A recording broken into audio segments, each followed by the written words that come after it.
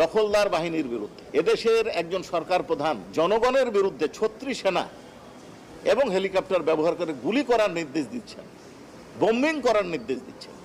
এর চেয়ে দুঃখজনক আর কিছু হতে পারে না। যাদেরকে উনি মেরে ফেলার সিদ্ধান্ত নিয়েছেন জঙ্গি নাটকের নামে, শেখ হাসিনা, আসাদুজ্জামান খান কামাল এবং চৌধুরী আব্দুল্লাহ আল মামুনের মামলার 53তম সাক্ষী, আমাদের প্রসিকিউশন এবং ইনভেস্টিগেশন এজেন্সির অন্যতম সদস্য Tanvir Hasan Zoha digital forensics expert হিসাবে অনারেবল ট্রাইব্যুনালে সাক্ষ্য প্রদান করেছেন। ওনার সাক্ষ্য প্রদানের বিষয়বস্তু ছিল উনি ডিজিটাল ফরেনসিক বিষয়ে যে ইনভেস্টিগেশন করেছেন তার কিছু অংশ শেখ হাসিনার মামলার সাথে সংশ্লিষ্ট